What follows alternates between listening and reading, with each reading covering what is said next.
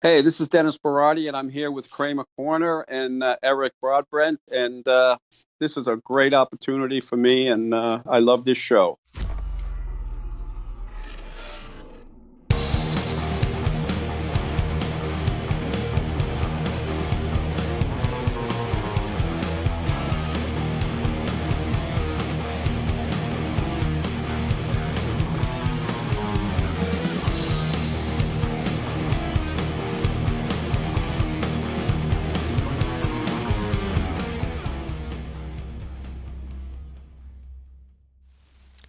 Hey everyone, happy Tuesday to you all. Welcome to Kramer Corner. We are live in a very awesome special edition for you this evening, and we have a guest here that we've been thrilled to feature on the show. I know a lot of fans have been looking forward to this one as well.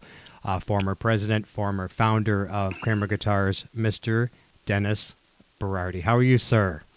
I'm doing great, Eric. How you doing? I'm doing great. I'm doing better now. I'm relaxed. I'm cool. I'm calm and collective.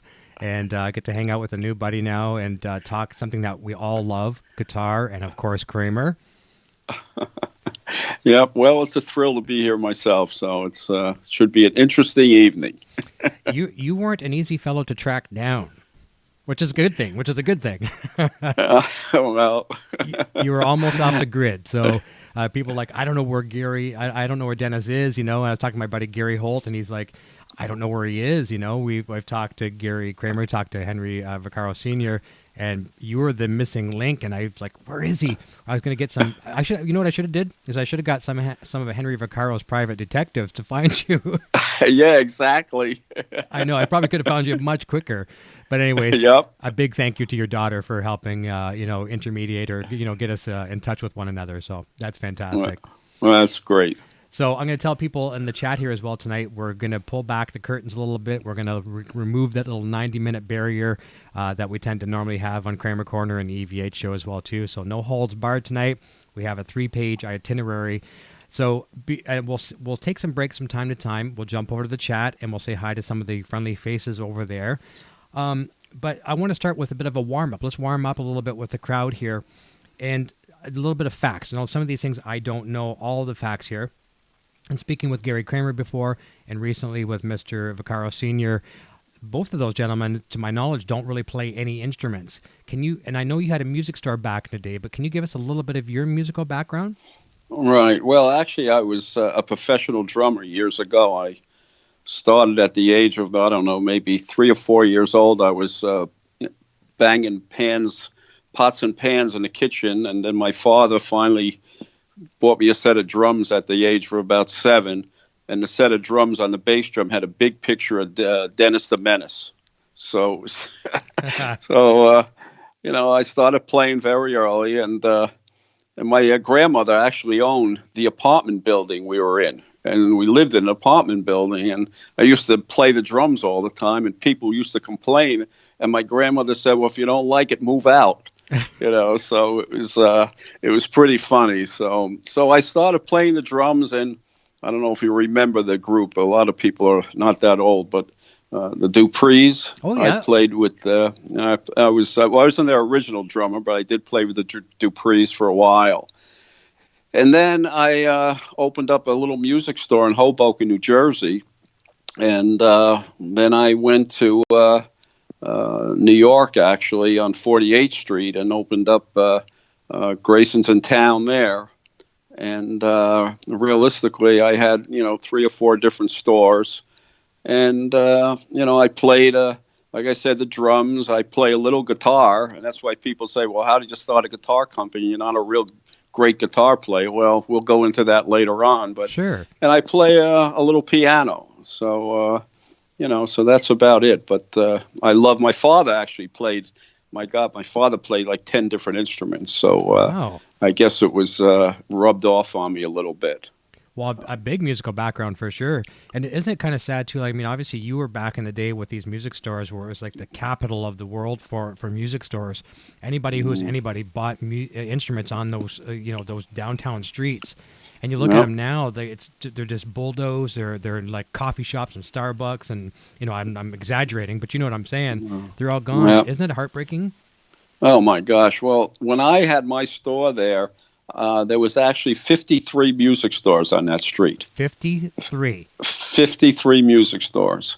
And we were right next to Terminal Music. Then there was Sam Ash, and then there was Manny's, of course. And you know, it was a thrill because people from all over the world came there to shop, and it was a great time. But like you said, the world is changing, and it's a lot of respects. It's a little sad, but it is. You know, it is. It's kind of a double-edged sword. The technology has offered us so many cool things. Like for artists now, they can kind of fund themselves and distribute themselves with the internet. But it's also been the negative side too. Like there's like stores like Target and these other stores. Sears here in Canada was a big one. Obviously over there too. They've closed up almost completely. Everything's mail order. Guitar shops are now becoming that same way as well too. But you talk about back in the day when you had 53. I didn't know it was that many. 53 stores on the street, and I'm sure not one of them were starving either. They were probably all lucrative, even with 53 competitors. Oh my gosh, yeah. I mean, it was. I mean, people would come in from overseas, spend $5,000, $10,000, $20,000 in the store. I mean, it was unreal. But we did have a lot of overseas business, people coming over, and you know, it's like you said, it was sad. I mean, I haven't been there since for years and years and years, but I just can imagine what it looks like right now. So. Yeah, it just totally changed the landscape. It's amazing, is what it is. Yeah. Yeah. I would have never. I mean, you probably back in the day, I would never foresaw things like the internet. You know, we never knew that was what was coming, and I guess we always got to be prepared for what's down the road for sure. But, Amazon. I know. I mean, it's great, isn't it? You know, if we need you need something tomorrow, you can have toilet paper delivered to you tomorrow or today. Yep. But at the same time, what has it done for the rest of us too? So it is what it is. I guess times are changing, and we either accept it or else we go off the grid and live on our own kind of thing. You got to change with the times. You know, I mean, you can't just stand still. You got to keep going. So you know, you got to be innovative and be a visionary and kind of see what's coming next. And if you see it, go for it. That's right. Because if you're stuck in your ways and you're not willing to change, you will sink with the ship. You know what I mean? You might take on some water. We might take on some water, but we're not going to sink. We're going to stay afloat. You know what I mean? Exactly. For sure. Let's jump over and say hi to a bunch of people real quick. We'll come back here and we'll talk about how you ran into your colleagues throughout your travels there. So Gary Holt, and I got to give you a little, I think I've mentioned Gary Holt to you. Gary is a fellow who put me in touch with Gary Kramer. He's a good friend of his. And he contacted me through the show and said, you know, I'm going to put you in touch with Gary Kramer. And I almost kind of shooed him away thinking he was one of these internet stalkers. Now we've become a good friend. So he's a good dude, and he's a big fan of you as well, too. Mark Dark is here. Kurt Pear. Terry, one of our moderators, is here running the chat as well. Del Hudson, first time watching the show. Been waiting all day for this. Love that you're doing these episodes for fans old and new. Thanks for helping to keep the brand alive. Very welcome. And that's a beautiful comment. Thank you, Del. Moscone 526, which is my friend Brad. He's a big fan. Happy to be here as well, too. Will Varela. Let me see here. Guitar Hack is here. Just did a fun show on his channel yesterday. It was great. Let me see here. Scroll down a little further. Nocturnal Butterfly is my beautiful better half. Butter half, I almost said. Butterfly half. She runs the chat very efficiently, and I couldn't do it without her. Brian Cote is here. Great guitar player here from Canada. Bobby Lopez. Carlo Santin, fellow Canadian friend of mine. Quentin James. Scott Connor. Let me see here. Tax Max. So cool. Let me see here. Scroll down a little further. Wally in the Box. Your mom is here. Not literally your mom, but a person named your mom. You get some of these really. If my mom was here, we'd have a problem. Mine too, because mine is. I've lost my mom. Have you lost your parents? Yeah. Mine have gone for many years too. God bless them for sure. And you say, your dad with all those instruments. If it wouldn't be for your dad and your mom, you probably wouldn't have been playing, right? Yep, exactly. Be a lot of things I wouldn't be doing if it wasn't for them. They were the greatest parents in the world, I'll tell you. That's awesome to hear. No, you told me about. I'm going to pause for a second on the chat. You told me about your dad having multi instruments. Did your mom really support you? Was she like, you know, I love my boy's music, whatever he wants to do, kind of thing? Oh yeah, I'll tell you. My mother and father were so supportive. They actually just really supported us in everything. You know, when I opened my first music store, my father had a very large hardware store. Okay. And, of course, you know, his dream was for me to take over the hardware store because it would have been a just a shoe-in, you know. I mean, Of it was a course. great business, but I hated it. I mean, I just really didn't like it, and you know, music was my dream. Even though when I was in high school, which I wasn't a very good student, because all I dreamt about was getting out of school and becoming a drummer on the road and stuff. And so, you know, my father, when I wanted to open up the music store, he just said, Dennis, you know, whatever's going to make you happy. I mean, if you don't want this business, there's nothing I can do, and I don't want to force you into it. And you know, do what you want to do, and I'll support you. So they've supported me through everything in my life. It was great, great parents. My mother and father, I saw them fight one time in their Wow. whole life. They were married like 50-something years. So Beautiful. it was a great relationship. Beautiful story. My dad was doing something similar as your dad as well too. My dad was an aircraft engineer, and he had like hangars for aircraft and stuff like that. And he wanted me to go through for aviation school and learn how to become an aircraft engineer. He was going to leave me the whole business. I could have walked right in just like you did with a hardware store possibly. And I was flying an aircraft when I was 2 years old. So I was born Wow. I was born in an aircraft and flying like actually at the control sticks when I was probably 10.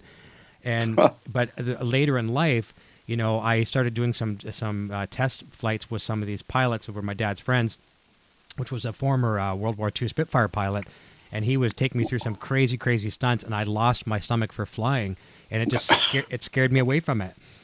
Wow. And he was actually mad at his friend for doing that to me because it scared me so much, and it probably Wow. took me away from the business. But I could have had a great career, and I'd be rolling in the money now. But Yeah. look where we're at. We're in music, right? But you know, Eric, when you do it yourself and it's not given to you, you really appreciate it so much more. You know, when you look back on things, and you know, it's I'm happy I did what I did. So, Me, and my parents was happy what I did too, because they were thrilled with the different things I did. that's so nice to hear for sure. And you know, it's really funny too. I say this a lot on the show too. I'm sure you'll probably respect this or appreciate this. You know, sometimes some of our peers will look at us and will say, they'll say to us, "Oh, you're a mama's boy," and I'll say to them, I'll say, "Come back to me when you have an insult." Yeah, right. You know what I mean? Exactly. Yeah. Right. Hey, Right. my mom, man, I would not be doing 90% of the things I'm doing today. And I'm always, even though she's gone, I'm always like, Mm, I don't want to disappoint my mom. You know what I mean? Like, you're trying to best to keep that legacy, right? yeah, definitely. Awesome. This is a first fan question already. So Brad's asking, can I have a bit of a rundown on those gold records back there? So you've got a lot of gold records behind you. You want to just kind of generalize a little bit? Yeah, well, you know, Bon Jovi, of course, Motley Crue, Billy Joel, Skid Row, you know, uh, geez, I don't even know the other ones. The other ones are, like I said, Billy Joel, Motley Crue, Bon Jovi. Who else is back there? I haven't, be honest with you, I haven't looked at them in such a long time. But you know, and I've got more. You know, this is just in this room. You know, so Yeah, this is just room one of the gold record wing. right. That's fantastic. I know the picture that we used for the thumbnail that you provided me. That was all the Bon Jovi ones behind you, and I got to tell the fans here watching the chat, we have some incredible Bon Jovi stories tonight. We're going to take you through Eddie Van Halen stories. And Henry Vaccaro Sr. is in the chat, I've been told. I haven't seen his name yet, but I'm told he's watching as well right now. Gary's probably watching. But we're going to be talking about how you pursued and went after, you had your eyes on the prize with Eddie Van Halen, and you pursued him. And we're going to talk about that very soon too. So I really admire you as a salesperson too, because I've been in sales my whole life. I've sold everything except for cars and houses. I've sold everything else, and it's honesty. You know, as long as you're an honest person and you have Right. integrity, you'll do well, and that's why I admire you greatly. Let's continue down the chat just for a little tiny bit. Tazmax says, "I can't believe you hooked us up. So rad. Thanks, my man. You are very welcome." Let me see here. Let's just scroll down and see if I missed anybody else. And I do apologize if I miss anyone tonight. It's gonna be a fast chat. Bobby Clipper is here. Quentin James. Yeah, mail order and the internet killed the local music stores. I agree with that. Now everybody can order quickly, get it online, and have it delivered tomorrow. But the thing is, you just don't get these guitars set up with the tender, loving care that you would with a good guitar technician on staff. Yeah. Yeah, and that's different, right? Ron Limber saying hello, Mr. Berardi, and I scrolled a little too fast here. When I come back from this, we're going to actually talk about how you met your colleagues here. We'll come back to that story in a second. I Rand, don't know how anybody could buy a guitar over online.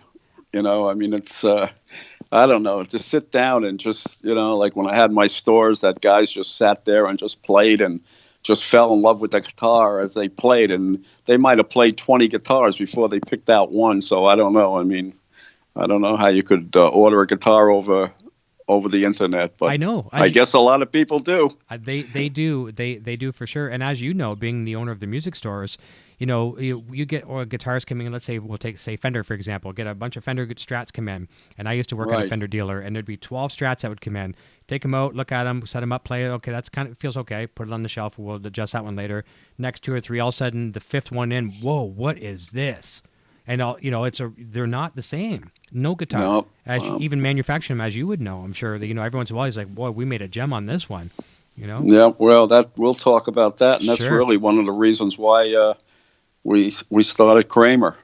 Awesome. Because of Gibson and Fender were going down the tubes when Norland bought them, and CBS bought Fender, and Norland bought Gibson, and we'd used to get these guitars in, and they didn't care about musicians anymore. All they cared about was the bottom line, Right. I agree with that 100%. So let's talk about that initial finding of these fellows. Gary Kramer told me the story, how you guys bumped into one another, but I'd like to hear the story. So you're a music store owner. You're doing very well in New York. All of a sudden you have an idea for possibly getting into the manufacturing business. And how did you meet your colleagues?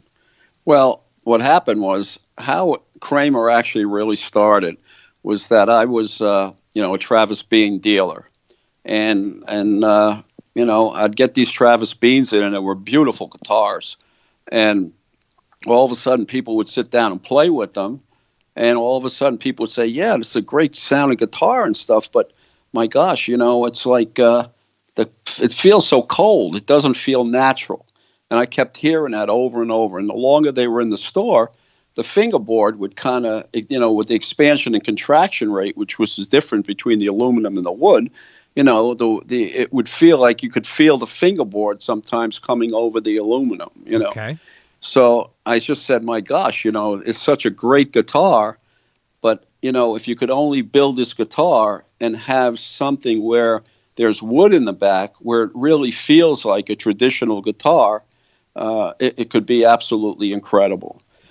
So what happened was I said, well, let me do this. And like I said, I had a really successful music store. Three of them, actually, was very successful. And, just like we said about the hardware store, at the time, I got out of the stores. I sold the stores. And people would say, well, why would you sell the stores? And when, you could do Kramer guitars at that time, of course, it wasn't Kramer, but you could get into the guitar business and still have the stores. And I said, no. I said, listen, if I'm going to do something, I have to concentrate on that. I can't wake up in the morning and say, okay, am I going to be in the retail business or am I going to be in the manufacturing business? Right. So I sold all the stores, got out of the retail business, and actually met Phil Patillo, which I think Gary talked a little bit about. And Phil actually just lived right by me. Oh, so good. It was great. So I went over and I talked to Phil, and I told Phil my ideas. And, and he at first thought I was a little crazy, but I said, Phil, just trust me. Let's just, do this, okay? So Phil went along with it, and he built these guitar necks. And what happened was he was building the necks, and all of a sudden the headstock was, too heavy. I mean, they put it on a guitar, and all of a sudden the headstock. So Phil said, I don't know what we're going to do.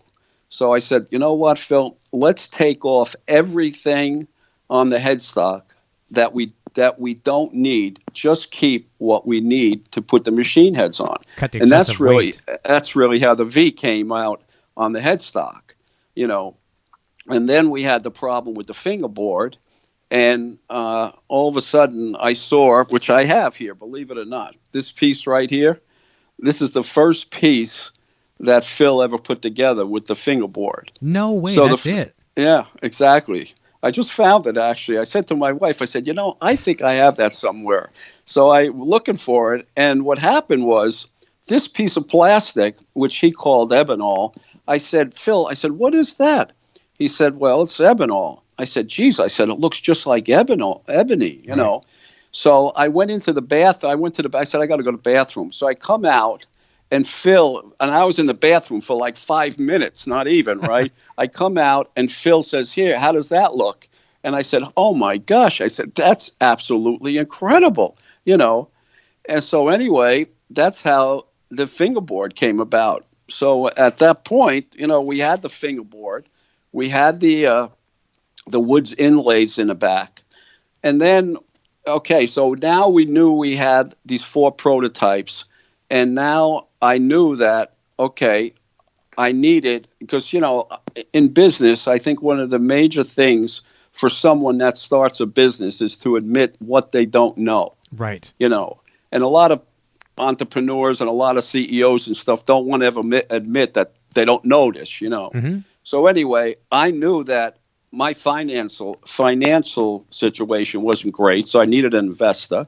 I needed someone really to run the business, because I hate running a business. Actually, I love promoting and doing that type, and that's what I thought I was good at. And then I needed somebody to manufacture the guitars. So anyway, Gary and I ended up becoming friends, and Gary said that he knew how to manufacture these guitars. Mm-hmm. So it was Gary and I then at that point. And at that point, we didn't even manufacture we didn't even have a factory yet. Okay. Yeah. So at that point, like Gary said, we were in my basement, and we said, well, what are we going to name this guitar? And it was like Berardi. And at that point, I talked to Peter LaPlaca, who he realistically was going to be the financial running the business type of guy, because he was like the vice president of Norlin or Gibson at the time. Mm-hmm. And so anyway, I said, it's LaPlaca, Berardi. I said, Kramer. I said, let's name it Kramer. I said, because Berardi guitar don't sound too good. LaPlaca guitar sounds worse than Berardi. I said, Kramer sounds, just like Hamer, Fender, Gibson, Kramer. So it was a great name. Good old American name. Anyway, Good old American name. Exactly. Yeah. So what happened was Peter LaPlaca agreed to come with us. Gary, agreed to come. And then, like I said, we had to look for a building, and I had to look for, realistically, I had money, but not that. I knew I needed more money. Mm-hmm. So I went, and a friend of mine was in a real estate business, and I told him I needed a building. So he took me over to Henry Vaccaro. He said, I got this building. I know Henry Vaccaro's got a building. So I go in, and I start talking to Henry, and just, like you had Henry on your show. He's realistically one of the greatest guys you ever want to meet. He really is. He's just a terrific guy. He's like the energizing bunny, though. He just keeps on going and going and going. He had me worn out, and he still had more to go.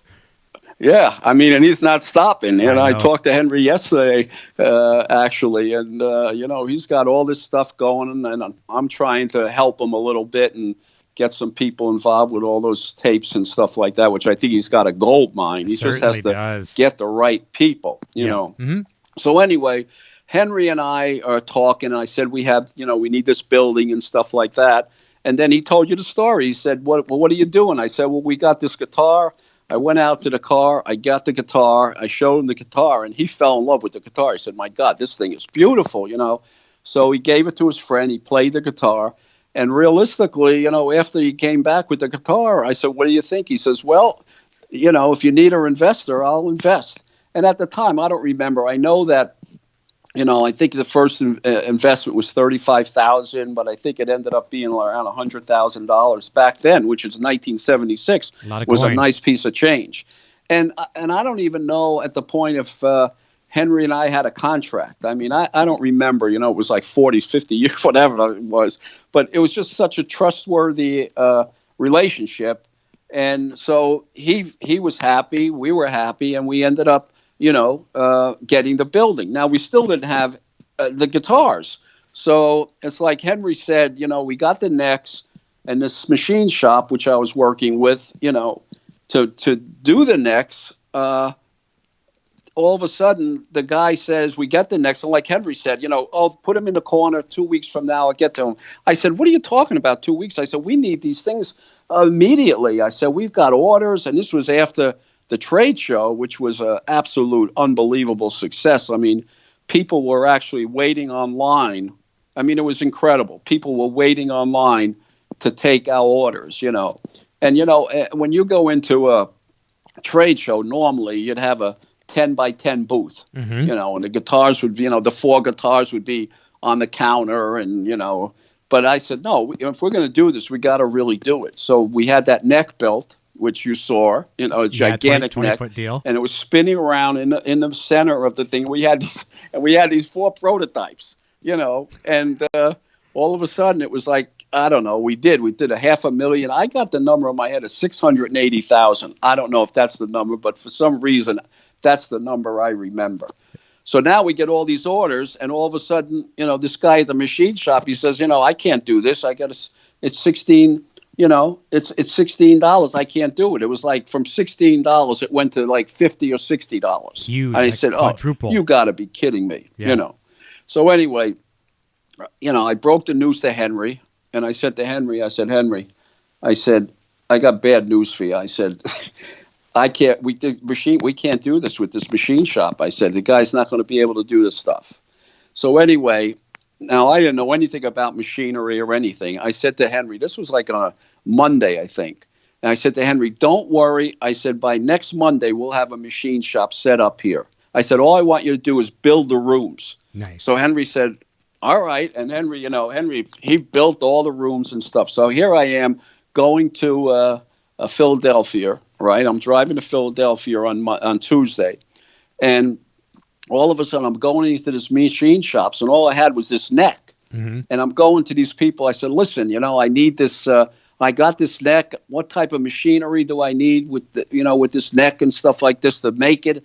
And these people are looking at me like I'm nuts. He's like, what are you, crazy? I mean, what do you want from me? I mean, you want a lathe? I don't know what you want, Right. So I'm now really depressed. Really depressed.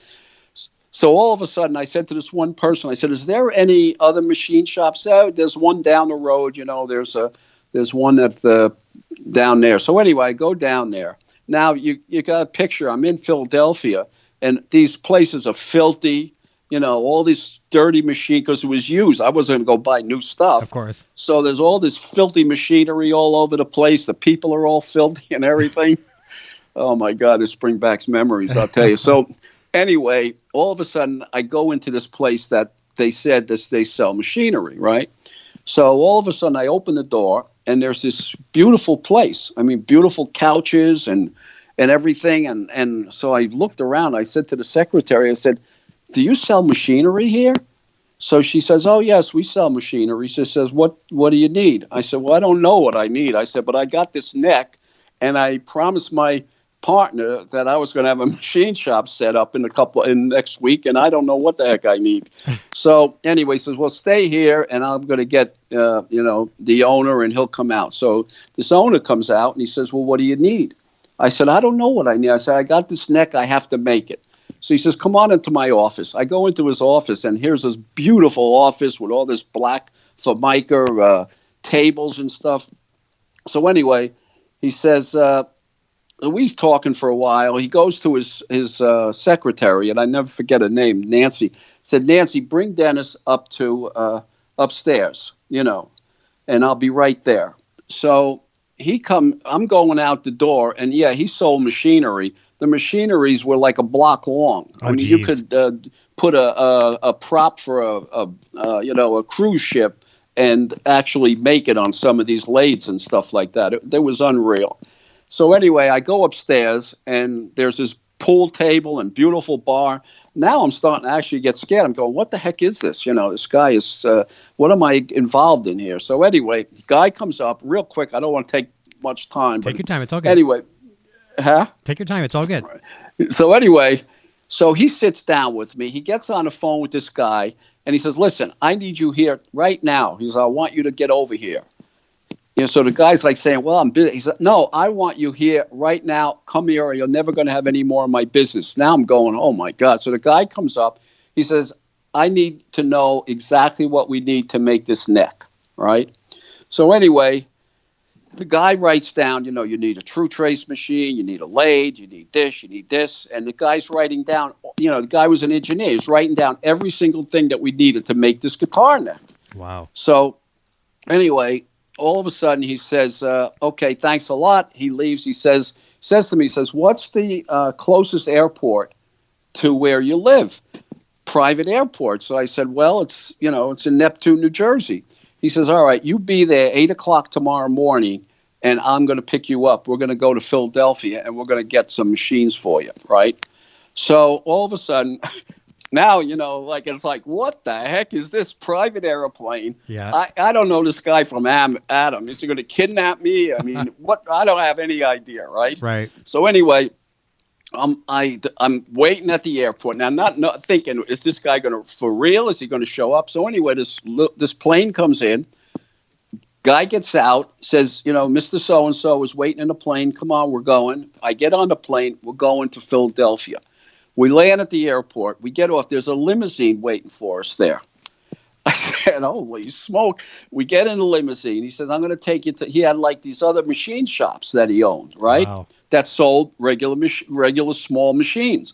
So anyway, he goes into these places. One place, he goes, okay, this is what we need. And he's pointing to the list. We need a drill press. We need a lathe. We need a true trace machine. We need data.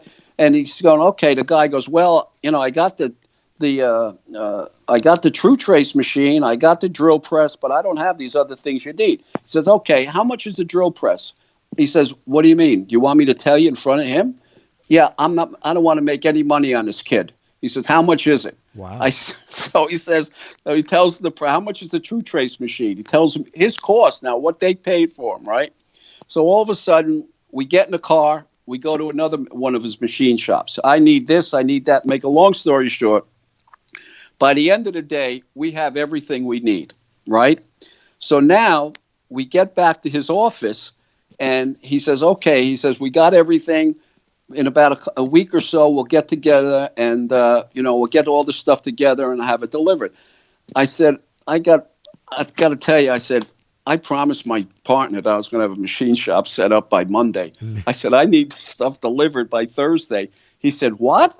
I said, I really need it delivered. So anyway, he calls up this trucker, and he says, listen, I need you to go pick up this stuff in different places, right? And so the guy's going, but I'm busy. I can't do it tomorrow. He says, let me tell you something. If you don't pick up this machine stuff tomorrow, you're never going to have any more of my business. Ooh. Make a long story short, all of a sudden, Henry built all the rooms, right? Of course. Yep. Henry has his forklift. The truck shows up. All the machines. He's unloading the machines himself. We're putting them in all the different rooms. And then, he told you the story about Bill Spees, and we got Bill Spees. And all of a sudden, we had the machine shop running on Monday. We had the machine shop running. So it was quite a experience. And I said to the guy, I said, let me ask you a question. I said, why are you doing this for me? You don't know me. I said, and all of a sudden it's like, you're not making any money on me. You tell me what your cost is. Mm-hmm. Why are you doing this? He says, let me tell you something. He says, I've got more money than I could ever spend for the rest of my life. And when you get into a situation like me right now, and you're a good person, what makes you happy in life is helping other people. And I've just felt that you really needed help, which I really did. Mm-hmm. And he says, I just wanted to help you and really do what I wish somebody would do for me if I was in that situation. So it was unreal. It's an incredible story. It almost kind of mirrors what Henry was saying, completely different. But when Henry's talking about how all the stuff come together with the Jacksons, when all those things just happened, boom, boom, boom, boom, like it was like one thing after another, and disaster confronting him, and it didn't turn into be disaster. You're looking at 3 to 4 days away from keeping your promise to Henry to have this machine shop set up. And you've got everybody coming together. I mean, flying you around. Obviously, no profits being made on this stuff. Did you ever talk to that fellow again over the years? I'm sure you Well, we gave him a guitar, Nice. And I gave him a beautiful letter thanking him and stuff like that. And then we kind of lost contact. But I thought that God sent him to me. I'll tell you that much, because we had problems. We had all these orders, and we couldn't build a guitar, so it was crazy. Oh man. I'm just getting a message from my better half. I guess she said Henry says those early years at Kramer were some of the best years of his life. That's nice to know. Well, our relationship with Henry is some of the best. I still just idolize Henry. I mean, he's just absolutely incredible guy. You'll never meet somebody better. And realistically, we're going to talk about Eddie Van Halen and Kiss and everything else. But, and what it meant to Kramer. But, realistically, Eric, if it wasn't for Henry, at one point there wouldn't have been a Kramer anymore, because when we ran out of money, Henry was always there, and, it was incredible, the relationship. That's the thing, too, like you say. Like, it's nice meeting the Eddie Van Halens. It's nice meeting the Richie Samboras and the Les Pauls, which we'll talk about, and all these other great individuals. But you actually had a working and a lifelong friendship to this day with Henry, which is great. And fans loved him the other day as well, too, for just loving his stories.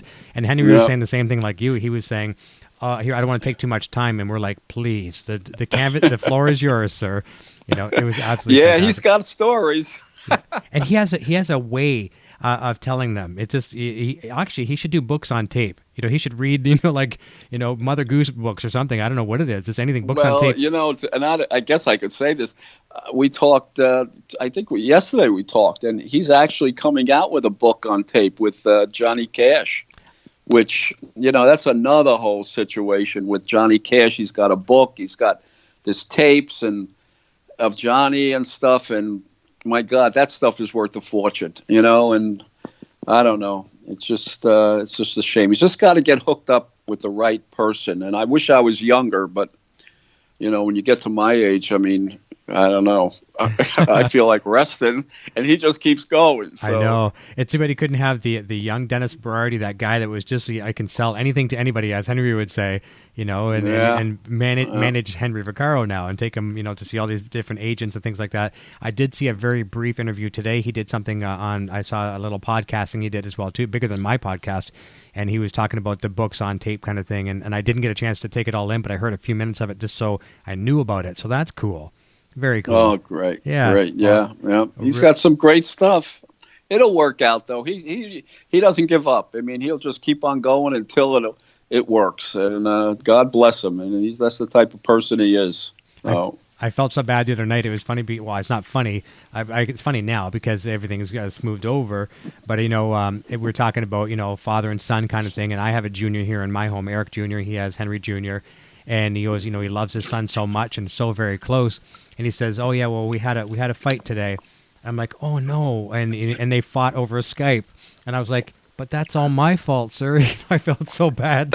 Oh, Jesus. But, yeah, Henry's not too technical, just like me. So, but what are you going to do? Both of you guys We're from the old age. Hey, it's okay. Both of you guys have done wonders, because I even said to Henry as well, too, I've had some people that are even much younger than me come on the show, and they should be, technical geniuses, and they struggle. Both of you guys have had, I know you've had some assistants as well, too, but, you still have to hit answer and do all these configurations and thing on your own, and you've done well. So that's all that matters. Yep. It's working. Great. Yeah. Yep. So let's jump over to a little bit about, you kind of, we're going to get into Eddie Van Halen down the road. But Kiss, Gene Simmons come to you guys, or maybe you went to Gene. I'm not sure. Maybe I don't know the full story. You'll share that. But maybe take us through that kind of craziness. I mean, on this show and on my EVH show, I mean, other than Van Halen, we talk about Kiss a lot. I'm a huge Kiss fan because of Ace Frehley. But I mean, of course, we love Gene Simmons. How did that relationship come about, and take us through that story?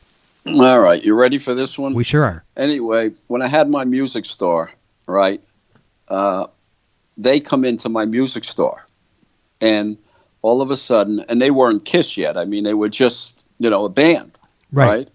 And all of a sudden, they wanted a PA system.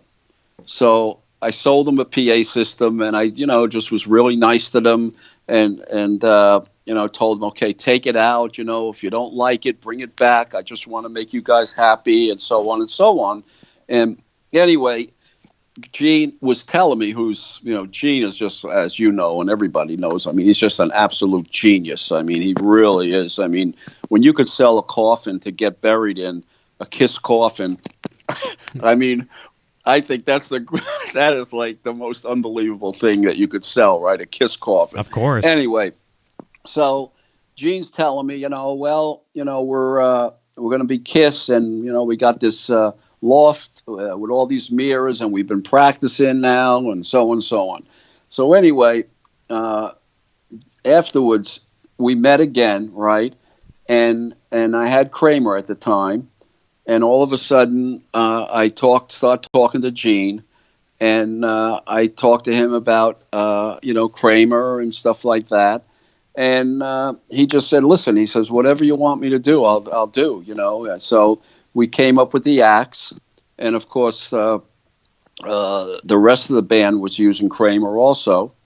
And so what happened was one story, which is pretty funny. We're at lunch. And this is after, well, what happened was, do you know the story about when they their first job? Did you ever hear the story about their first job they had? I don't think I have. All right. Anyway, now they're all ready to go out, right? They had put their makeup on and stuff like that. So all of a sudden, they do a job in Long Island somewhere. They do this club, and they're there with all their makeup on and everything else, right? So they get up on stage, and they're playing and stuff like that. And the club is like not even full. I mean, it's like half empty or whatever, right? Mm-hmm. So anyway, what happened was the club owner comes up to Gene after the first night and go, you guys are done after this weekend. I never want to see you anyway with this makeup and stuff like that, right? So all of a sudden, the next night, the club is like packed. I mean, it's like, completely packed, people waiting outside, right? The next night, the club is packed, and there's like hundreds of people outside trying to get into the club, right? So after that night, the club owner comes up to him and goes like, well, what are you doing like next weekend, like this? So Gene said something like, go screw yourself. We're never coming back to this club or whatever. But that supposedly was their first job. And so anyway, we got to become really good friends. Before they took their makeup off, I mean, I'd go to lunch with Gene, and there's Gene Simmons, which at the band was really big at that point. But nobody knew who he was. Of course, we're sitting there, and I always said they had the best of both worlds, right? Because he was a gigantic star, and he could just go to lunch in New York, sitting at a table, and nobody would even know who the heck he was until he signed his name. Yes, He signed his name with a dollar sign, and he actually trademarked that. He told me, that he trademarked the dollar sign with his name. So, then we had a great relationship years and years and years, and all of a sudden, with Gene also, I said to Gene, because he never wanted anything. Never wanted anything, never wanted a piece of the company, never wanted a royalty fee, never wanted anything, right? And, we had the axe we made for him and stuff like that, and we actually sold them and stuff like that. So anyway, I said to Gene one time, I said, why are you doing this to me? I mean, you're doing all these nice things for me and stuff like that. You never asked for anything or anything. He says, well, do you remember, he says, when you had your music store in New York, and we came in, and we were nobodies. He says, but you treated us like stars that day. He says, and that day, I've never forgot that. And I said, oh my God! I said that's unbelievable, and that was realistically because I'd have Gene in a van. We'd be sitting in a van, and he'd be signing guitars, here's Gene Simmons, right? The biggest star, one of the biggest stars in the world. He's signing Axe guitars. Gene Simmons, one of 10, one of whatever. Yeah. And here he is in a van in New York City on the street, right? So that was a great relationship, and I just Gene was such a really, really nice guy, really was. And he gets a bit of a bad rap in the press too. I mean, he's a marketing genius. I mean, probably a lot like yourself. You're that salesperson that you just need to be in front of people to sell to, and Gene can do that. And you got to applaud him. Long after Kiss is done. I mean, they could make a new Kiss. There's even been rumors of it, putting new members out there with makeup and stuff like that. That legacy will go on forever, and he is a genius. Oh yeah, I mean, you want to talk about doing something different. I mean, that was when they first came out. Let's face it, it was like, oh my gosh, who are these people? Yeah, but that was the everybody loved, and it was like, who's behind these masks? That's right. And that was what was so great, that they did this, and nobody knew who they were. Unlike other people like Bon Jovi and stuff. They just can't go to a restaurant. And yeah, eat with nobody coming up to them and whatever. So now wasn't it? It's a great relationship. Yeah, wasn't it back around? No, Gene was dating Cher, I think, at the time, and the National Enquirer broke a story because everyone was trying to always get those photos. I mean, you could have easily done it, but you had a working relationship with Gene. You could have taken photos and sold them off to the biggest, gossip rags or whatever, but you didn't. But I think it was Enquirer or something like that, and I think it's when he was dating Cher. Wasn't it around the time where that funny broke, and I'm not even sure if they denied it, but that was when the first leaked photos got out there? Yeah. He was dating Cher. Yeah, that was really interesting. I remember seeing that as a kid. It was Van Halen. Well, Richie Sambora, which we'll talk about later, he was dating Cher too. I don't know if. And I was staying at his house one time, and Cher was there. And wow! So Richie was dating Cher. That I didn't know. I didn't know if you knew that. No, I think I know about all the other ladies. He's had quite a list of ladies. Yeah, too. exactly. I mean, hey, it's rock and roll, right? Richie and I, we'll talk about that. What a relationship we had. I mean, we went on vacation together, and oh my God, we had so much fun. It was unreal. Well, I can't wait to talk about that. When you talk about the axes, now Gene had you guys manufactured the bass, and then you made a 6-string guitar version as well. And Gary's got one of the 6 strings in his the Gary Kramer Guitar Cellar's little wine tasting room there. And there was rumors that there was like 1,000 of them made, but it was more like around 300. Was it a really small number of the guitars that were made? Yeah. It wasn't nowhere. I don't even think it was 300. Yeah, it's much smaller, right? Definitely. Yeah.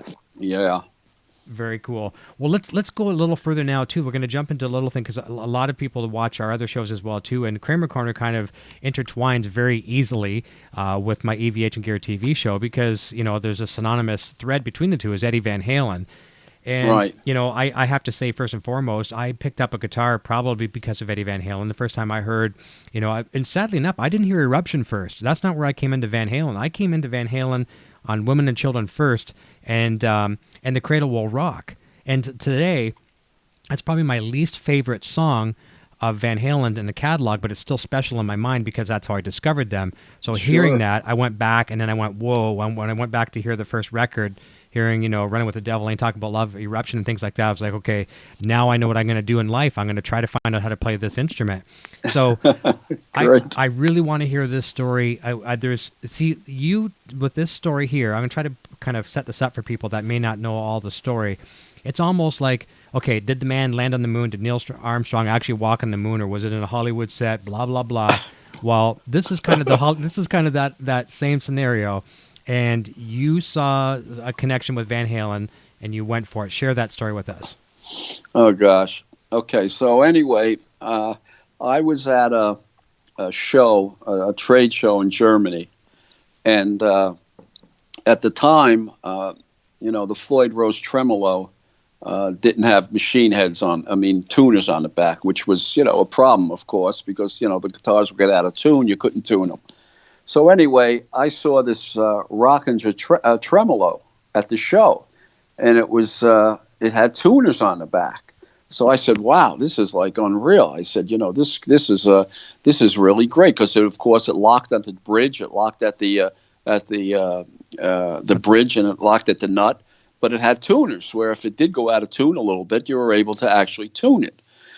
So anyway, we were very excited about it. And then all of a sudden, I'm on my way to California and to visit guitar centers, right, which was our biggest dealer at the time. Mm-hmm. So all of a sudden, I get on a plane, and I'm sitting next to this guy with a Van Halen jacket on, right?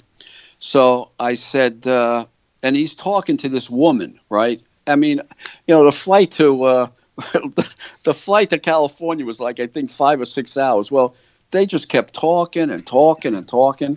And I'm sitting there going, oh, my God, will you get the hell out of here? I said, I want to talk to this guy, right? Yeah. So anyway, after a while, the guy finally leaves, right?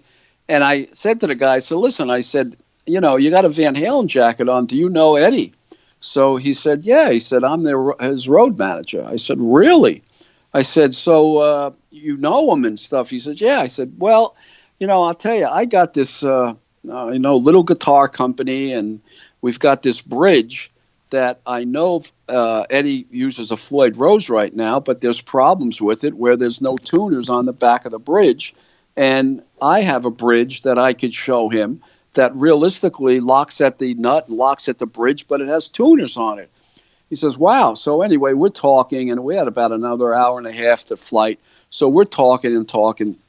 And back then there was no cell phones. Of course. So we get off the plane, and he gets into this telephone booth, right? And he's saying, yeah, Eddie, and he's got this guy here, and he's got this tremolo and this, that, and the other thing, and he's talking to Eddie. Now I'm saying to myself, this guy's he's not talking to Eddie. This is like a show now, right? That he's going to come out or whatever. Talking to the operator or something. Yeah. And so anyway, he comes out of the booth and he says, well, I just talked to Eddie, and he said, yeah, he wants to see what you got. I said, what do you mean? He says, well, he'll see you. I said, what do you mean he'll see me? He says, well, go to his house. Here's his address. He wrote his address down. He says, and, go to his house, and, Eddie's will see you. So now I'm going, yeah, right. I said, here, I'm going to go to this empty lot or this house that isn't Eddie's, right, and make a fool out of myself, right? I said, but what the hell? I might as well go. So anyway, I'm driving. I go into this house. There's these big gates, right, and there's a, speaker there. So I go up to it, and I go, oh, my God, watch this. I press the button, and they said, yes. I said, this is Dennis Berardi for Eddie Van Halen. So they said, oh, yes, okay. So the big gates open, right? I said, oh, my God, this is for real. So the big gates open, and all of a sudden, I go to the front door. I knock at the door, right? And Eddie comes to the door, right? So Eddie says, I said, hi, I'm Dennis. He says, oh, hi, Dennis, and stuff. He says like this, he goes, do you mind? He says, if you wait a little while. He says, I'm just finishing up a interview with Guitar Player magazine. Could you hang around for a while? I felt like saying, no, I need to do it right now. Yeah. So I said, sure, I'll hang around for a couple of days if you want me to hang around or whatever, right? So now I'm going in. He's doing the interview with Guitar Player magazine, and his guitar is laying there. Now, I've never seen his guitar, but I looked at that guitar and I go, oh my God, it's all rusty pickups and everything else. And that was, of course, that was the only guitar he had. That's right. I mean, it was unbelievable, right? So anyway, all of a sudden, he finished the interview with Guitar Player guy left. And so he says, okay, so what do you have? So I said, well, I got this tremolo bar, and I have, I could see that it has tuners on the back. And he says, wow. He says, that's really great. He says, the Floyd Rose, I mean, it's like if the guitar goes out of tune, I can't tune it. He says, that would be great. I said, well, yeah. I said, I got this little guitar company. He said, well, what do you want to do? I said, well, Eddie, Gibson right now is really falling apart. I said, Fender is falling apart because of CBS and everything. I said, I just want to really build a guitar that's really great for musicians. And at that time, we realistically started making wooden necks, too. Yes. So he said, and this is what he said. He said, is that what you want to do? I said, yeah, and I think we could really, if we do it, I think we could be number one in the world one day. He looks at me, he goes, well, let's fucking do it. I said, what do you mean? He says, let's fucking get them. I said, but Eddie, I don't have any money or anything. I said, I have no money to pay. Now, at that time, as you know, Eric, I mean, Gibson and Fender would have gave him a check and said, fill it out. Yeah. Whatever you want, that's it. Yep. You know, I mean, $1 million, whatever it was, you know. So I said, but Eddie, I don't have any money. He said, I don't want anything. He says, let's just get them. He says, and let's do this. And believe it or not, the next day I had him in a studio, which I sent you the one picture of Eddie with the white you know, overalls on. Yes. And we called it the Eddie Van Halen guitar. I mean, the Eddie Van Halen tremolo. That's right. And Eddie was in the what do you call there, in the picture. And Eddie just, I mean, that's another guy that was just the greatest guy. I mean, we just sat for hours and hours in his studio, and you know, we just had a really, really great relationship. And that's what happened. And Eddie came with us, and Eddie came to the factory many times, and it was so funny. I mean, the people that loved that guy, I mean, they would do anything to meet him. I mean, it was just absolutely incredible. As a matter of fact, if we have time, one story, there was this kid that came into the factory one day, and he had his cute little wife with him. I mean, he must have been 20 years old, and his wife, I don't know. Anyway, so he walks into the factory, and he says to my secretary, you know, is this where Eddie actually walked in here? You know? So he said, so I heard this from my office, and I walked outside, and I said, excuse me, I said, you know, what were you saying? He said, did Eddie really walk on this rug and stuff like that? I said, yeah. I said, Eddie's been here a bunch of times, right? And anyway, he says, oh my God. He said, I can't believe it. I mean, this guy was like, I mean, and Eddie Van Halen, I mean, he was just crazy. So anyway, I said, come on, I'll show you the factory, right? So anyway, we're going around the factory and stuff like that, and there was one of the red and white striped bodies there, right? Mm-hmm. So he said, did Eddie really spray this body? I said, yeah. I said that, you know, Eddie comes, he sprays the bodies, and he makes guitars and stuff like that. I said, oh my God. He said, listen, he says, I got a brand new Buick outside. The guy ended up being very wealthy. His father owned a big hotel up in the Catskill hotels, right? He said, if you give me that body, I will give you my car. Wow. And he was serious. I mean, he was dead serious. I said, what? He said, I'm telling you, you give me that body, he says, and I'll give you my car. I said, oh my God. So I said to him, listen, I said, you know what? I said, I don't want your car. I said, you know, and if you want this body bad enough, I said, here, you know, take the body. Well, he went crazy. I mean, he went nuts. It was nuts. He was like shaking, right? So anyway, about, I don't know, 6-8 months later, like he would call me once in a while and we'd chat. So anyway, Eddie was coming into the factory one day, right? Mm-hmm. So I told my secretary to call him up and tell him to come down here. I want to show him something that Eddie has, right? That's a new thing. Right. He comes into the factory. He walks in. Now Eddie's in my office on the couch, right? Jeez. So he walks in and he walks into my office. Says, "How you doing, Dennis?" You know, and everything. He looks to the left and he looks again and he looks again. He says, "Boy," he says, "you look like Eddie Van Halen." So I said, "He is Eddie Van Halen." Well, he fell down on the floor. He almost fainted. He couldn't believe it. I mean, this guy. I mean, it was unreal.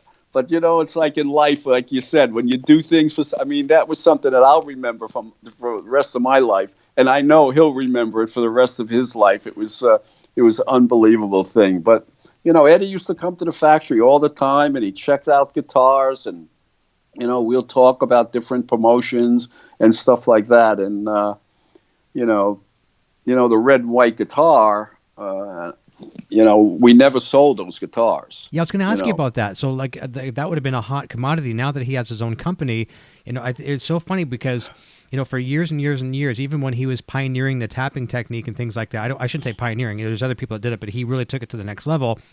He would keep that secret, and he would always throw people for curves. And even in interviews, he would always, sometimes people think it's, you know, maybe he's forgotten or whatever, blah, blah, blah. But he throws people for curves and throws the scent off the track and didn't want people copying his stuff. Now he's finally like, you know what, people are going to copy the guitars anyways. Now I'll license them and sell them through my own brand. But Right. so there was the question: why did there never become a red, white, and black striped licensed Kramer guitar? Well, because we want to do, which, looking back, maybe we should have sold, because we could have probably sold 1 million of them, I know. But what we did with those guitars is we realistically gave them away at different contests. And, we gave them to people, like I gave one to John McEnroe, and we gave one to Vitas Gerulaitis. We gave, different people and contests. We'd have a contest, and we'd literally have hundreds of thousands of postcards coming in. I have a picture somewhere. I don't know where it ever is, but I have a picture of me laying in these pile of postcards. I mean, thousands of them, And, so it was a great promotion item. I mean, we'd just realistically do a contest once a year and give them away. And so that's what we did. And then we'd give them away to, like I said, to special people also. That's fantastic. Over in the chat too, this is a nice little kind of a nod to you. Aljon Go is here. I'm not sure if you know Aljon, but he's with Gibson Brands, and he's kind of now helping and assisting with the Kramer division through the Gibson umbrella. And he says much respect to Dennis and the legacy. He's been a Kramer fan, and he still owns Kramers of yesterday, and of course with the new brands as well today. So he has great respect, and that's one of the things I do want to just. I know Henry had talked about doing a documentary on Kramer. I know Gibson has the name, but you fellows had the history. But I do want to just give some props to their team over there, because they are recognizing that heritage, and they certainly don't want to do anything to tarnish it. Now it's a different day for manufacturing and different things today, but it is a respect. It's just such a huge blessing to look back at that legacy of Kramer guitars. And it's so funny, like, as you would know, manufacturing those guitars, you couldn't keep them on the store shelves. And then, after the late 90s, you almost couldn't give them away. You know what I mean? You'd see them like on the, not necessarily eBays or things like that, but any kind of local mom and pop auction sites or whatever the case may have been. And then now everyone's going back, and they're it's like the stock market's going up again. It's like gold, right? Right. It's just so funny how it goes full circle sometimes. But huge respect to Aljon for sure. Yeah, I'd love to talk to him someday. Yeah, he is a great guy. He's a great guy down in Nashville there, and is really good to me here as well and the channel. So we love Aljon for sure. And if I could, help him in any way, I'd love to talk to him. Yeah, I think he'd be very receptive to that for sure. So that's a really, really cool story about how what may have become a Stripe model, whatever. But also too, didn't you talked at one point about with the Tremolo system, and Floyd Rose was in between, didn't have the fine tuners yet. You talked to Schaller as well too. Is that correct? Right. That's a funny story. Sure, share that. Anyway, well, what happened with that was, first of all, at the trade show, we had the Rockinger, right? At the trade show, Floyd came over and said that I have a bridge now with tuners on the back, and I got a patent in the United States, right? Right. So, and he said, I think he said something like, well, I approached Gibson, I approached Fender, but they said something like, if it was any good, we would think about it, we would think of it, or something like that, whatever. So he showed me the bridge, and what the bridge was. I said, wow. I said, this is really an incredible invention. I said, I mean, it was much better than the Rockinger and stuff. It was more solid than the Rockinger and stuff like that. So anyway, I said to him, I said, let's, I think we could make a deal. So anyway, he said, well, I'll never forget. He said, if we make a deal, he says, and this thing becomes really popular, he says, I'm going to buy your Rolls Royce someday. I said, Floyd, I don't want no Rolls Royce. I said, but a nice Ferrari with tan inside would be very nice. Joking around, right? So anyway, we ended, and Floyd was a great guy too. I mean, he really, really was. We had a really great relationship. Anyway, all of a sudden, now we had to build this thing. So I went to Helmut Schaller, who, built all our machine heads and built our bridges and everything, which, Helmut was the biggest supplier of bridges and machine heads and stuff in the world. But he was a stubborn guy. So anyway, I went to Helmut. I said, Helmut, I want to make this bridge. So he looks at the bridge and he says, "Oh, piece of shit." I said, "Helmet." I said, "Jesus, can't you just make this bridge?" He said, "All right, I'll make that bridge, but I'll tell you what. If you sell more than 5,000 of these bridges, I'll kiss your ass in Times Square." I said, "Oh, really?" I said, "You're going to kiss my ass in Times Square." He says, "I'm going to kiss your ass in Times Square. You'll never sell more than 5,000 of these bridges." Anyway. Pucker up. All of a sudden, like 2 years later, I don't know, we probably sold 200,000 of these bridges or whatever. So I went up to him at the show, and I said, "Well, Helmet, I think it's time for you and I to go to Times Square." We got a road trip. Yeah. So anyway, Helmet looks at me and goes, "Oh, my God, okay, I was wrong, I don't want to go to Times Square." So I was really loved watches, right? So he had this beautiful gold Rolex watch, right? So, which I admired, and he knew I admired the watch, right? So anyway, he said, "Listen," he says, "if I don't have to kiss your ass in Times Square," he says, "I'll give you the watch, my watch." I said, "You're going to give me the watch?" I said, "No, forget it. We're going to Times Square." I said, "All right." I said, "You know what? I'll let you off the hook. I'll take the watch." So he gave me the watch, right? So now then Floyd goes to me. Right now, Floyd is, when I first met Floyd, he was living in a basement and stuff like that. Now Floyd, has this beautiful house on the mountain and stuff like that. And so anyway, so I go to Floyd, we're talking, and he says, "Listen, I want you to come to my house. I want to show you a new invention I got." So I go and I said, "All right," So we flew to Washington, where he lived, and I pull up to his house, and he's got like, 2 Porsches, a Range Rover, some other car. Then he's got this red Ferrari there, right? So anyway, we go into his house. We go outside. He said, "Come here, I want you to drive this Ferrari." I said, "I'm not driving that Ferrari." I said, "You got to be kidding me." I said, "If I ever have, a record or anything," he said, "Nah, come on, just drive the Ferrari, So anyway, I said, "Oh," and he's begging me to drive this car. I said, "All right, I'll drive the car."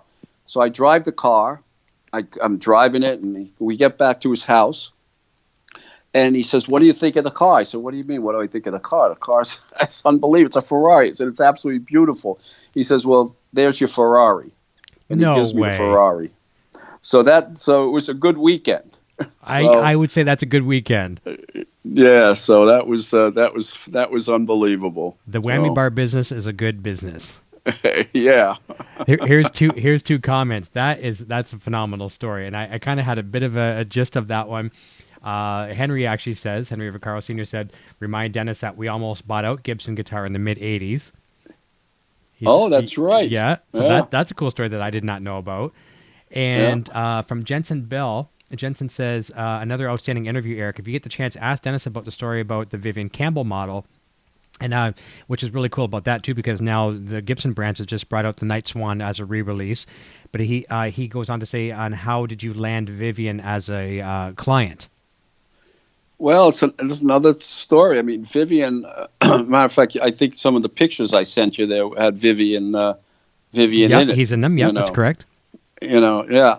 So it's just another story. When we were, like at that point, we were the hottest guitars on the market. I mean, you looked at MTV and everybody was playing Kramers. I mean, it was absolutely incredible. I mean, we made these special guitars for the Jacksons when they were on tour. I mean, it was incredible. I mean, and then Vivian just, got in touch with us and just was interested in being an endorsee.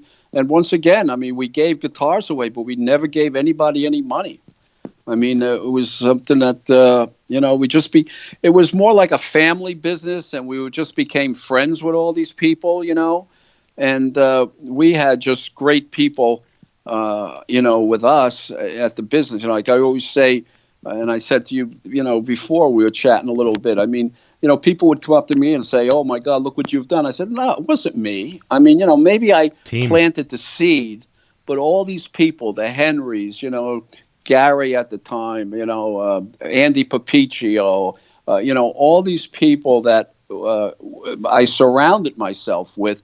Realistically, we all did it together as a team, and that was the great thing. But and I think that the musicians really felt that when they came to the factory.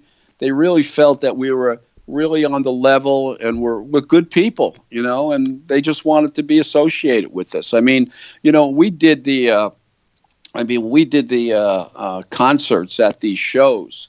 I mean, it was unreal. I mean, we got Eddie Van Halen on stage, Bon Jovi on stage, Leslie West on stage. I mean, you name them, they were on stage. I mean, doing this concert, for us. I mean, we had like 5,000 people at the shows. I mean, people would beg for tickets to get into these shows. I mean, it was incredible. And, nobody got paid. Everybody just really did it because they loved being around everybody, and jamming. So it was great. Well, look at that era. Let's just take a few of those artists. Let's look at Eddie Van Halen. Let's look at Richie Sambora with Bon Jovi, and we're going to segue into Bon Jovi here in a second and how that relationship come about. The Vivian Campbells, the Mick Mars, and people like that. All these bands were very, very established. I mean, almost at their, I don't want to say their peak, but certainly on their way to their peak. And, right. At that point now, there's not their first couple albums. There's a few albums under their belts for most of those bands. And their financial success is looking pretty darn good. Even though a lot of that was, advances and that kind of stuff, they got to pay some of that back. But they weren't certainly hurting for money. And even the Gene Simmons, like the story that you told me about Gene Simmons surprised me because Gene Simmons is a very smart businessman, and he doesn't usually attach his name without getting a nice, back end out of that. Yeah. But and I'm learning a lot more about Gene Simmons. I mentioned this the other night on my show, actually on my friend's show last night, Guitar Hack Show. I said when Gene's mom passed away, very sorry to hear that he lost his mom, and he loved his mom dearly. When he lost his mom, I saw a big light bulb change in Gene Simmons. But he's a smart businessman, and he doesn't normally attach his name to those things like that. But all these guys, all of them, were doing well, and I think they wanted to get in on the ground floor with the company, like Kramer at the time. And, certainly they're not getting the $1 million, endorsement deals and stuff like that. They're getting free guitars. In a lot of cases, they are getting some input. So, like, Dennis, it would be cool if you put this pickup idea on this guitar, and you're getting some kind of R&D back and forth from some of these artists. So it kind of a win-win for both people, I think. Yep. I mean, we built what they liked. I mean, we built what they wanted, and that was the thing. I mean, with the ad we did with Eddie and John McEnroe and I love that one. Vitas Gerulaitis, that one there, that was a funny. Oh God, that was a funny photo shoot that time. I mean, it was unbelievable. But we gave each one of those one of the Eddie Van Halen guitars, and then too bad about Gerulaitis that he passed away, and that was a sad situation that time. Yeah, but. I remember there's an interview that's out there. Eddie wasn't necessarily at his best, but it was an interview that was captured. It's on YouTube with both you and Eddie, and I forget who the interviewer is, but they were kind of making reference to Kramer's even making tennis rackets or something. It was kind of a funny thing. I can't remember the exact dialogue, but that was funny.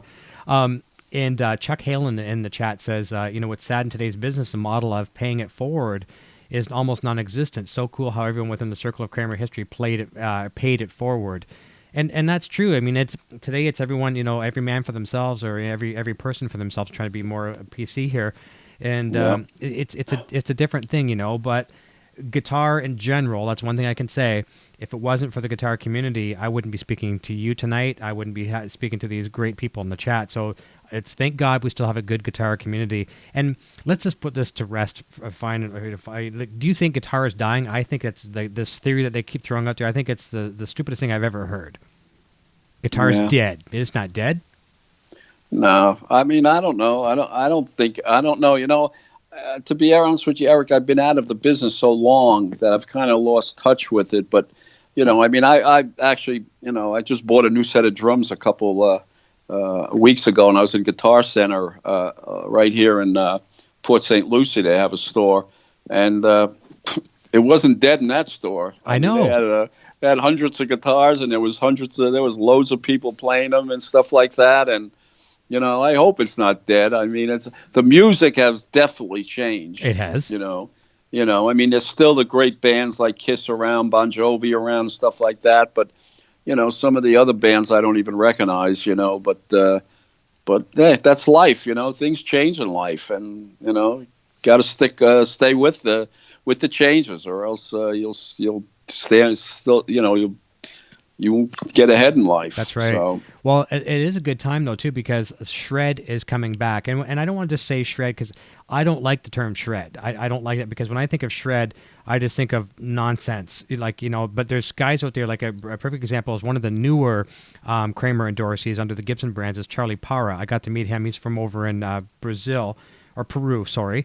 And I got to meet him at NAMM, and he's one of these young kids. When I say kids, he's like 25, 30, whatever. That's a kid to me, and to you probably. But it's tasteful, right? And it's bringing it back. And because of now shred and 80s music like the George Lynch's, the Eddie Van Halen's, the Samboras, the Campbells, it's making all of these young kids go back and like, what's this Kramer thing everyone's talking about? New Kramer over here, vintage Kramer over here.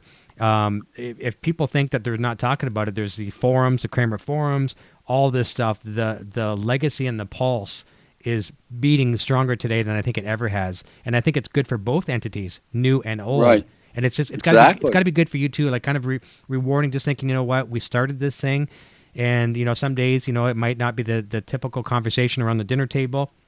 Other times you might be out having some drinks or coffees with your friends, and all of a sudden that's the only conversation. It's like, where's this all coming from, right? Yeah, it's funny that sometimes like I had to have a window changed here in the room over here because it was fogged up or whatever, and the guy came to change the window and saw all this stuff and said, "Oh my gosh, what is all this stuff?" So I said, I was in the music business and I had a company, Kramer Guitars. I have a Kramer guitar. He says, "Oh my God, you got to be kidding me!" And so he did. Then we're on a ship. I had a cruise. I was on a cruise about a month ago, and this band, oh man, what a band! This band was absolutely unreal. 3 horns. The drummer was absolutely incredible. The guitar player was absolutely incredible. So. After they took a set, I went up and I said to the guitar player, "Boy, you really are a great guitar player." He said, "Thank you very much." He was from the Philippines, actually. So I said, "You ever hear of Kramer Guitars?" He said, "Kramer Guitars?" He said, "I got a Kramer guitar." Nice. I said, "You got to be kidding me." So we start talking and, we had a great conversation, and he sent a picture of me to his father, and he had me sign his guitar, and so it was, people still remember it. So hopefully it is coming back. It would be great. Well, it is coming back, and I get accused of this all the time too because I'm stuck. It's almost like when you have a clock, it runs on batteries, or maybe it's a wind-up clock, and it just dies at a certain time. My clock stopped in mid 1980, and I haven't wound my clock yet. I'm still stuck in the 80s. And the more I stay in that time zone or that time era, the happier I am with life. And, just like I said earlier about someone says, "You're a mama's boy." It's like, come back with a better comeback. Or I was like, "You're stuck in the 80s, man." I'm like, you know what? If I go back in a DeLorean and I crash and that flux capacitor isn't charged, I'm going to be pretty happy in the 1980s because I'm going to have some Kramer guitars and I'm going to have all the hair bands. Jeez. So I was when I was saying how I didn't want to overinflate this story, but I compared you to the man walking on the moon, and all of you guys, Henry and Gary and everybody and Andy and all the people involved and every one of the employees that you had over the years. Right. There's a lot of people over the years. You all had a hand in that. You all wore many hats to the table. A lot of people were marketing, sales, manufacturing. There's just so many things that we'd never really got to see on these. We'd see product catalogs, but you don't see what goes on behind those scenes. Yeah. It's been a legacy. And everybody, Eric, that was started with us was stayed with us. I know. I don't know if we had anybody quit, but we just treated people like we'd like to be treated, Mm-hmm. And that's what our philosophy in life is, that just treat people the way you want to be treated, and that's it, So that's right. There's a question in the chat, and I think I know the answer to this because I asked you personally if you had many guitars left over. And Chuck Halen says, Eric asked Dennis if he has any of Ed's old Kramers, or maybe to ad-lib on that, anything left over from maybe something you had personally of Eddie Van Halen guitar-wise. Anything connection with Ed that you have? No, not really. Just some memories, right? The only 2 guitars I have is, if maybe you could see the one I have on the wall there. Mm-hmm. That's that plexiglass guitar. Right. That, It weighs about 500 pounds, but you're never going to play it. No. And it has like a whole Space City inside. And then I got one guitar here, which is this is the only one I have, this is the company. The employees gave me this guitar, the 10th year anniversary. Can you lift it up a little tiny bit? Yeah, and then it just has a plaque on the back that, just says, thanks for the inspiration that you gave us to bring a small guitar company to the forefront of the guitar industry and stuff like that. So, but that's really all. It's unreal. I gave a lot of my guitars away to people. Mm-hmm. I mean, it's just that sometimes you meet somebody and oh my God, I love that. I said, oh, yeah, take it, and whatever. But that's right. I don't know. I was telling you this story when we were talking back and forth by email, and I think maybe when we were talking on the phone the other day. One of my new friends, and it's here again too. I'm blessed because had it not been for Kramer, I would have never met this fellow. His name's Stephen Hurd. He's a new friend of mine on Facebook now, and he sent me a message or sent us a message through our Kramer Korner Facebook page. He says, hey, Eric, I have a lead on a brand new old stock 1989 Kramer Sustainer, Floyd Rose Sustainer, when Floyd kind of did that thing with you guys. And he says it's X amount of dollars. Is that a good price? And I don't know my value 100%, but the price that he paid for it, or that they were asking, was a very, very, very fair price. I said, yeah, it is. I said, if you get it, please, send me photos, which he did. And then I said, I want you to come on the show. Are you free tomorrow to come on the show? And he's like, really? And he come on the show, and that video, I mean, believe it or not, is like 500, about 500 views already just in a couple of days. And because the fans love this stuff. Here again, we're taking on a time capsule. And here's even a funnier story. I don't even think Steven knows this story, and it kind of, you'll love this. It'll bookend this story. So Steven went to this music store years ago and saw this guitar. The guy took him in the back room, a mom and pop shop, and said, let's go look at what we have, some of the back room stuff. And of course, he sees the vintage Kramer logo on this box, and he's like, what's in that box? And he shows him this Kramer Sustainer, looks at it, and he didn't have the money to buy it that time. And he just, okay, well, thanks a lot for showing me. And then about 12 years later, he goes back and says to the guy, you wouldn't have still have that Kramer that you had in the back room. And sure enough, he did. 12 years. Yep. A buddy of mine, another friend of mine on Facebook contacts me, says, dude, you would never believe this. So I just saw that you uploaded a video, or I saw your live show. You had this guy on your show that was getting the Sustainer. He used to be a delivery guy, and I'm probably going to tell the story a little bit wrong, but I'll do my best to retell it. Many of those years ago as well. He drove to that music store. The music store owner must have been really proud of the back room stock. Yeah, like come in the back. Yeah, going to show you in the back where illegal fireworks and all this other kind of stuff. No, I'm kidding. He takes him back there and says, "Look, I got." And he's, what's that Kramer box? And he took pictures of that guitar and he sent them to me. The same guitar my buddy just bought, and so that's how much we chase this stuff. So you guys, it's more than just we own the guitar company. There's people that live and breathe this stuff. No, that's unreal. That makes me feel real good, and I'm sure it makes Henry feel good too. I'm sure it does. Gary, I'm sure it does. It's so very, very cool. So let's jump over now. We're doing great on time, and there's no time limit here tonight. You got to be really good friends with Richie Sambora and obviously Bon Jovi, and a lot of those gold records we see behind you are from Bon Jovi. And I understand you can maybe even kind of take us a little journey through that into that Les Paul fellow that a lot of us know as well too. Oh, Les Paul. Yes, I think I've heard his name a few times. Well, what happened was, once again, Bon Jovi came, because we lived right, they lived right in around us, all of them, in New Jersey. So what happened was, one day Bon Jovi comes into the factory, right? Now this was before Slippery and Wet, so they weren't really that big of a band. They didn't even have an album out yet. So anyway, they sat down on the couch and we're talking, and they said, we'd really like to get some guitars and stuff like that. And so anyway, we, gave them the guitars, and all of a sudden, about 6 months later, Slippery and Wet came out. So it was like, whoa, you got to be kidding me. And then, Johnny and I became really good friends. That's another whole story, how maybe we'll talk about the Moscow Peace Festival later and how that all came about. But Richie and I became really good friends. I mean, we traveled together. We, went to the islands together, and, we made this tape one time. We were in St. John, and we're there, and we've had a video camera, and all of a sudden there was this hallway with all this marble, right? So Richie, he's a real character.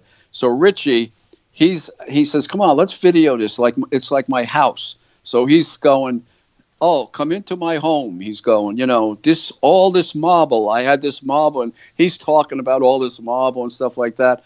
So we made this video, and unfortunately, on the way home, somebody stole the camera, and the tape was in there. That was unreal. No. It's terrible. Oh no! But Richie, what happened with Richie and Les Paul? Les Paul, that picture I showed you. Yes. I sent you that. I guess if you blow it up, you could read there where Les is going to be. God damn it, Dennis, listen to me. And so Les and I became really, really good friends, and really good friends. Les, I think I told you, he was real close to leaving Gibson at that point, okay, because we talked, and anyway, so all of a sudden Richie is having a birthday party, and so I said to Les, and I've been to Les's house many times. I knew Les had this his own guitars that he treasured, right? That was his own guitars. So anyway, I knew Richie, which with a lot of people, Les Paul was his idol, right? So Richie was having his birthday party. So I called up Les, and I said, Les, listen, you got to do me a big favor. I said, I don't care what it costs. I said, can you give me one of your guitars? I want to give it to Richie for his birthday. So now I didn't know what the guitar was going to cost. Imagine what a guitar like that costs, right? Sure. So anyway, Richie, I go to the party, and I said, could you come down and give it to Richie, right? And just sign it, to Richie and stuff like that. So anyway, he says, sure, Dennis, I'll do that for you. So he gets one of his precious guitars, signs it to Richie, and all of a sudden comes to his birthday party. He comes into Richie's house, and Richie almost fainted. He's looking at Les Paul like he's like maybe died and went to heaven. Yeah. It's like, oh my God, this is Les. So I said, yeah. And I said, we have a little present for you. And Les gives him the guitar, right? And at that point, him and Les went out to his dock, and they talked for about an hour out there and stuff. And Richie just was so thankful for that day. And, and then I said to Les, okay. I said, how much do I owe you? And he said, nothing. He said, just don't worry about it, Dennis. Just, I don't want anything for the guitar. But I tell you, Richie, matter of fact, Richie, about a year ago, they called me up and they said, Richie's doing a tribute to Les Paul. Nice. And he wants you to be there, right? So, and for some reason, it was like I couldn't go, I had to fly to New York, and I've got this brain thing. But anyway, that's a long story. I couldn't really fly. So Richie, though, he was on all the TV shows, like the Tonight Show and Good Morning America when he was in New York. And it was so funny because they would send me these tapes, and Richie's on the say, oh, how did you ever meet Les Paul? Well, my good friend Dennis Berardi, he brought him to the birthday party, and he told the whole story on TV. So it was pretty neat. So, but then of course Bon Jovi, they all played the guitars, and we had a really great relationship with Johnny, and like I said, if we want to talk later on about the Moscow Peace Festival, how that all came about, Bon Jovi actually ended up starring the show with that. We will for sure. Let's go into that very next thing here. But here's what I want to ask a question too about. Well, actually, not ask a question. I just want to kind of paint a picture here. The whole story about, you bringing Les Paul to Richie's place, and Richie just kind of like losing it and almost like fainting, is full circle to that young fellow that almost wanted to trade his Buick, for Eddie's body. Isn't it? It's just the same thing, isn't it? Yeah. So it goes to show you the greats are still just as fanboy as us little guys. Yeah. Well, it's like the guy said in the machine shop, And I've done some things after even leaving the music business for people that, I mean, if you could just help somebody, it's a great feeling, to really see, that you're helping somebody do something. That's why I love to do something for Henry. I'm thinking of, I'm telling you, I mean, since the last interview, I'm thinking, what could I do? And actually, my brother-in-law, and I don't know if Henry, I got to call Henry because my brother-in-law actually was a vice president of MTV years ago, Nice. you know. And I know he was talking to Henry a while back because I hooked him up about doing something with those tapes, but they didn't have the copyright at that point. Right. So Henry told me the other day that he's got the copyright now. So I talked to my daughter and I said, please let Brian call Henry because, he's got a lot of connections still in the music business. So hopefully, we could do something for Henry because I'd love to have him be successful with that stuff. That would be fantastic. And that's the thing, you know what I mean? We're only here on this planet for so long, and we can't take our money with us. Sure, we're going to leave a little bit of a nest egg for our kids or whatever, but some people out there don't have any family, so when they're gone, that money goes to whatever, the banks or whatever else. The more you can do for people, the better. And, just learning like through you gentlemen, talking to Gary, talking to Henry now yourself, it's just so fascinating. And, I know tonight I'm just a guy pushing buttons to be able to facilitate this stuff to the people that are watching. And I know they're enjoying it just as much as I am. But I'm going to be a little selfish here. I'm going to say I do have a bit of a objective. One day, I'm not going to put the cart before the horse, but I would love to either toast a coffee or a beer or a nice big glass of Gary Kramer wine or something. I want to have you three gentlemen in a room. Gary Holt has to be there because he facilitated all of this. So he at least put me in touch with Gary Kramer, and that's what spearheaded all of this. And right. I want to toast something with you gentlemen, and I'm looking forward to that one day. And that's gonna that would be great. That'd be wonderful if we could all do that. Really, really cool. Have some fun, and everyone's gonna have different stories. That's not how it went. This is how it went. No, that's how it went. You know what I mean? But yeah, right. We all forget. I don't remember what I had for breakfast yesterday. You know what I mean? So yeah. But when you get to my age, all you do is work on trying to get up the next morning. That's about it. Hey, I'm much older than I look, and I'm not afraid to admit this. I wake up in the morning sometimes, like almost in tears this morning with back pain. And yeah, it is what it is, man. I'm my age, but at the same time, mentally I'm 22. Physically, I'm 65. You know what I mean? When I say my age, are you 65? No, I'm. No, I was going to say I'm God. 50. I'm 50. No.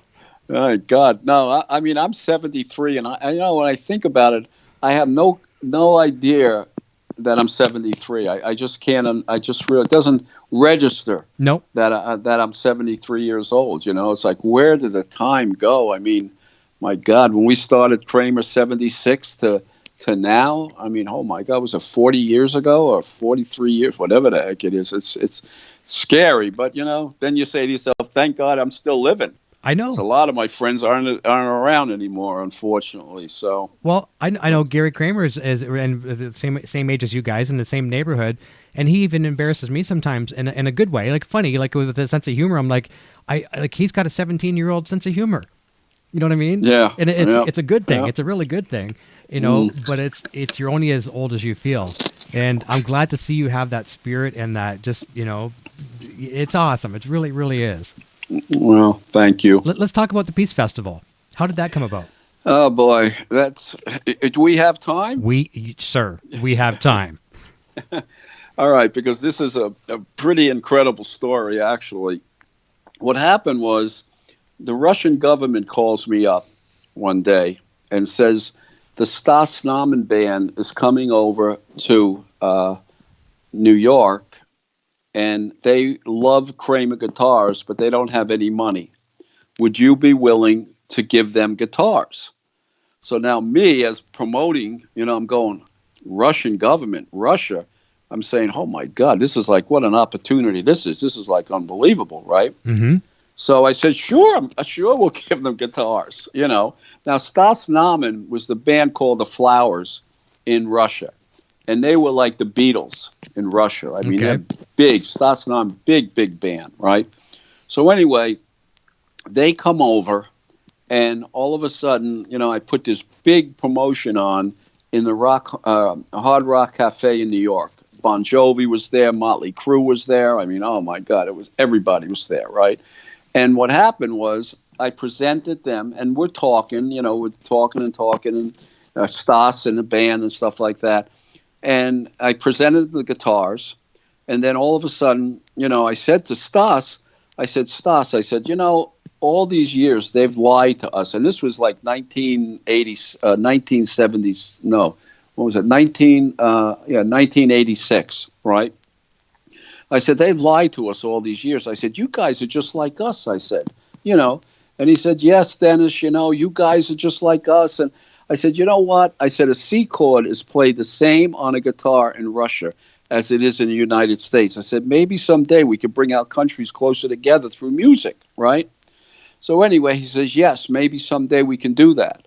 So now, all of a sudden, about a year later, we started a management company called Berardi Thomas. And the whole concept back then was that we're going to have a musical instrument company. We're going to have a management company. And then we would get these bands that we managed a record deal. So it would be like a whole thing, right? A whole package. So anyway, yeah, a package deal, right? So anyway, what happened was we started the management company, and just as we started the management company, I get another call from the Russian government, right? And they said, Stas Namen wants to, you helped Stas a year ago or so, and now Stas wants to help you. He heard you have a management company. What Stas did was he put this super group together, like the guitar, like Richie, the guitar from Bon Jovi, the drummer from Motley Crue, the biggest bands in Russia. He put this super group together, right? Mm-hmm. So he says he wants you to manage the band, and it's called Gorky Park. So I said, wow. I said, definitely, So anyway, about a couple months later, the band comes over from Russia, right? Now, all of a sudden, they get off the plane, and all they have is these gym bags, these little blue gym bags like you had when you were in school. Backpack. Yeah, that's about it, about that big, yep. Right? So all of a sudden, they get off the plane. One of them spoke a little English. I said, let's go get your luggage. So he says, what luggage? I said, the luggage. I said, you're going to be here for 6 months. We got him a really nice record deal. And so I said, you're going to be here for 6 months doing a record. I said, your luggage. He said, we don't have no luggage. We have nothing. This is all we have is these gym bags. I said, oh, my God. We got to take a shopping. We ended up buying, and we had to buy them drums. We had to buy them everything, right? So anyway, they made the record. Now, I said to myself, Jesus, I said, what the heck? I said, here's a Russian band, right? And back in 1997, it was like 1997 at this point, 1998. I said, we weren't really friends with Russia. So anyway, the wall was still up and everything, right? Mm-hmm. So what happened was we made the record, and I came up with this idea that we did a contest on MTV, and we called it the Magic Bus. And we're going to take two people to Russia with us on the Magic Bus, which the Magic Bus was all the bands were going to be on there. Bon Jovi, Motley Crue, Ozzy Osbourne, the Scorpions, Skid Row, and everybody. God forbid that plane ever crashed. Oh, a lot of bands wouldn't be around today, right? That's right. So anyway, we did this contest. It was so funny. There was this plane going across the screen, and it says, enter the contest, Magic Bus, 2 people going to Russia with Bon Jovi, Motley Crue, Ozzy Osbourne, the Scorpions, Skid Row, and then Gorky Park. People go, who the heck is Gorky Park? What is this band Gorky Park? Right. So anyway, the promotion went so good. The album came out. We sold 250,000 albums in a couple weeks. Because of all that promo. Yeah, promo, right? So we did that, and then we went to Russia, and Stas, I found out Stas was very powerful in Russia. His uncle, Stas, was actually born in the Kremlin, I found out. Later on, I didn't know who Stas was, wow. Right? So anyway, Stas, all of a sudden, is now in Russia, and now I'm saying to myself, what the heck are we going to do with this band, So all of a sudden I said, you know what? If we could ever do a peace festival in Russia, for drug and he said, Lenin Stadium. I said, what is it used for? He says, oh, just sports. He says it was made for the Olympics. He says, and just sports are done there. I said, what do you think about having a rock concert there? Well, he went nuts. He said, what are you, crazy? On a rock concert? I'll get arrested. I'll go to jail. So I said, calm down. I said, listen, we got Gorky Park. I said, could you imagine Gorky Park inviting all these super groups from the United States to come over to Russia and do a concert? He said, oh, Dennis, I don't know. He says, I don't know. Anyway, he calls me back about 2 weeks later. He says, I got the stadium. I said, what? He says, I got the stadium. I said, we could do the concert there. I said, you got to be kidding me. He says, no. He says, I got the stadium. I said, oh, my God. I said, you got to be kidding. Now I'm all excited. But then all of a sudden I came to reality. It's like, oh, my God. Now I got to get bands. I got to do this. I got to get this whole thing going, right? Mm-hmm. So anyway, all of a sudden I said, all right. I said, first of all, I got to get a lead act, right? Right. So I go and I talk to Eddie's, because Eddie was our big endorsee and my best friend, one of my best friends at that time. Mm-hmm. I went to his manager, and I don't even know if Eddie knows this because I didn't mention anything, because his manager refused me. Really? I said, listen, I'm going to do this concert. Right. He said, I'm not taking Eddie to Russia. You got to be crazy. Would that be Ed Leffler at the time? Huh? Would that be Ed Leffler at the time? Yeah, okay. Right. Or Norm Monk? No, be Ed Leffler. No, Eddie. Yeah. Right. So anyway, I said, okay. I said, I just want to make sure that, I asked you first and so on. So then I went to another manager. Who the heck was the other band I went to? Was it Kiss? I don't know. Anyway, the manager thought I was crazy too. He said, you're nuts. He said, I'm not taking my band to Russia or whatever. So now, it's just like anything in life. Successful people, one of the reasons why people are successful, like Henry, right, mm-hmm. is you just keep on going. You don't give up. That's right.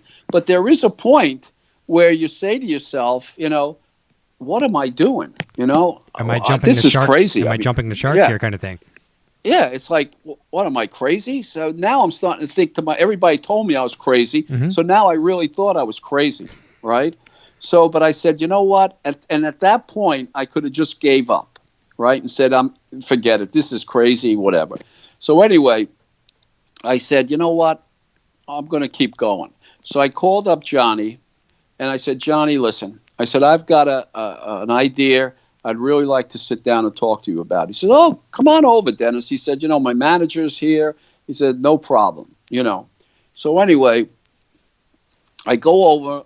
And I sit down with Johnny and his manager, and all of a sudden I said, listen, you guys might think I'm absolutely crazy, but I've got this idea to put a concert on in Russia, right?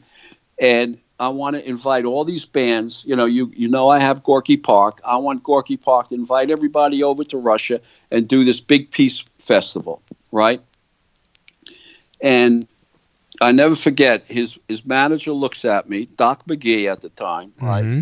and says, Dennis, I think you're on glue.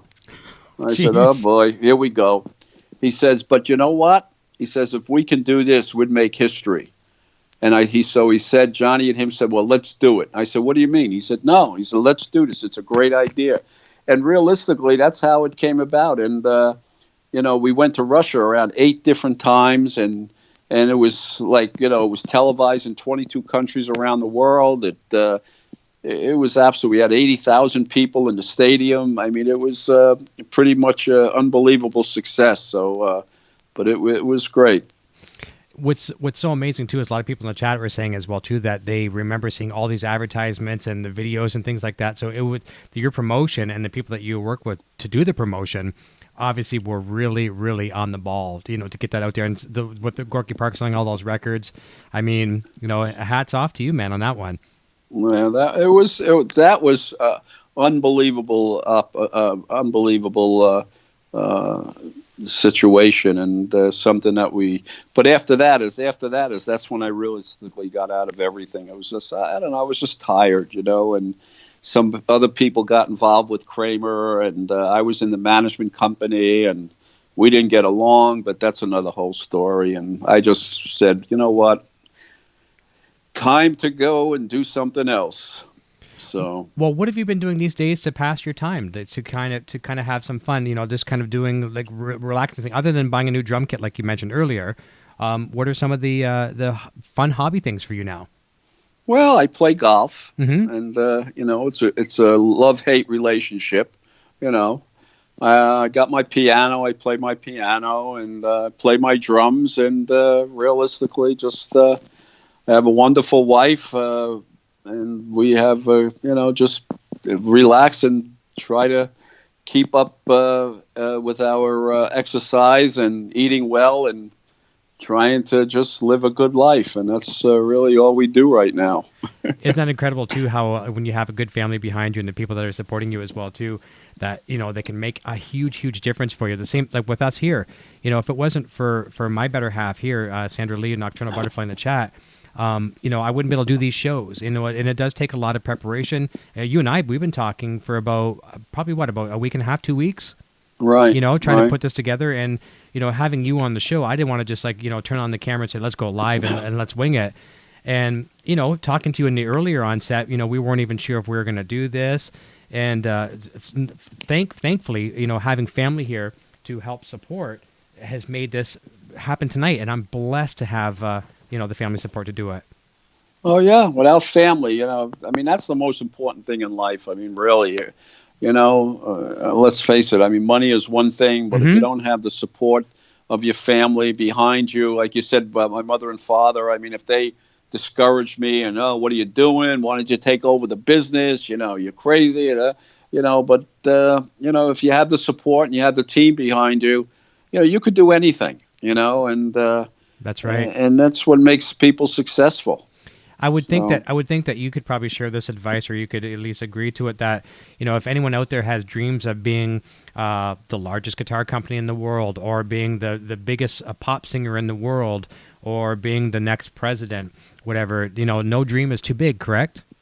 Oh my God, yeah. I mean, really, it's like I said with the Moscow Peace Festival. When I think back to that whole thing, I mean, my God, what took place was just absolutely unreal. And now, it's like, was I crazy? I mean, I must have been crazy, but it worked, and but that's what life is all about. If you really believe in something and you really love what you're doing and you believe in what you're doing, and that shows to people. And I think that's one of the reasons why we had all these endorsees that came with us, is because, when they saw me, they saw Henry, and they just realistically felt good. They said, wow, I want to be a part of this. And I think that's what made Kramer. I mean, like I keep saying, it wasn't me. I mean, I came with the idea, but, without Eddie, without Henry, without, all these, with Bon Jovi and everybody else that realistically helped us get to where we got, I mean, it was a great situation for everybody. That's right. It's almost like a snowball gaining. Like you pick up a couple endorsees, and the snowball goes and just continues to go. And on a very, very, very, very small level, that's what I'm trying to do with this show. I'm trying to keep the spirit of guitar alive. I'm trying to keep all these folklore stories, and especially with the Eddie Van Halen things. Like, no one knows what he did here and there. And there might be days go by where I might I'm not growing with the channel, and all of a sudden one day I get 3 or 4 or 5 more subscribers. And then I'm like, so pay it forward. Keep the word alive. Tell people about this thing. And it's conversation, and it's spreading the word, and preservation. And that's one of the coolest things. I mean, honestly, in the past little while, of all the people I've interviewed here on the show, I mean, I've interviewed a lot of my heroes, a lot of people you've worked with over the years. Everybody from like the Steve Stevens and all these other cool, great. I'm not going to name everybody because I don't want to name drop. But I'm very, very thrilled to preserve this legacy with yourself, Mr. Vaccaro, and Gary himself, Gary Kramer. And, we're going to maybe down in the very near future, I'm going to probably be interviewing some of your old staff that did, some of the building and things like that as well, too. So I'm not certainly going to stop with the 3 of you. But this has been a real pleasure for myself, It's almost like, I'm not the Library of Congress, or I'm not storing things, forever, but I do take great pride in being able to preserve your stories on this platform we call YouTube, and to keep them alive. And it's so great, and it's a really warm feeling to relive this with you. Well, it's been a pleasure, and I hope some people got some enjoyment out of it. I think they did, for sure. I'm going to just kind of throw back a question for a second with Eddie Van Halen. As I've told you, I mean, he's pretty much the reason why I play guitar. Actually, do you know who's more important to me than Eddie Van Halen for guitar? Is my mother. Oh, geez. So I'm sorry, Eddie, but I think Eddie, if he was here right now, he would say, "It's okay, dude. It's pretty good." But Shirley, my mother, she, my dad basically he was supportive, but he would be like, "I'll write you a check right now to stop playing these horrible noises you're making," and I would be in my room making these slide noises and stuff like that. My mom would be washing dishes like it was a lullaby to her, right? So it's her, it's Eddie Van Halen, and it's my better half here, and you recognize support no matter where it comes from. You recognize inspiration, and you go with it. But because we're talking about Eddie Van Halen, you guys were very, very close for the longest time. When's the last time you've spoke with him? I haven't spoke. When I left Kramer, I kind of left all that stuff behind me. Mm-hmm. I just got into other things, and it didn't have anything to do with the music industry, and so I kind of lost touch with everybody, really. With Richie, just I haven't really talked to Richie in a while. But when you're finished with stuff, it's like that was one part of my life, and chapter of my life, and then you go on, and it's just you do things that have nothing to do with the music industry, so it's kind of a whole new life that you start, Exactly, so. And it's not a half of a life; it's just a chapter in an ever-going book, ongoing book of many, many things, And I'll share one story with you that I know you'll take pride in, because I know you probably had something to do with some of the advertisements. At least you'd oversee. You were the president at the time, so you obviously would oversee things. Gary Kramer told me, he said, long after his departure from Kramer, he'd be in the checkout of a grocery store or whatever, and there'd be a magazine. He'd look at it, and there'd be a Kramer ad, and he looked at them, and I got to actually physically look at and hold the original prototypes that you guys would have seen, and I treasured those.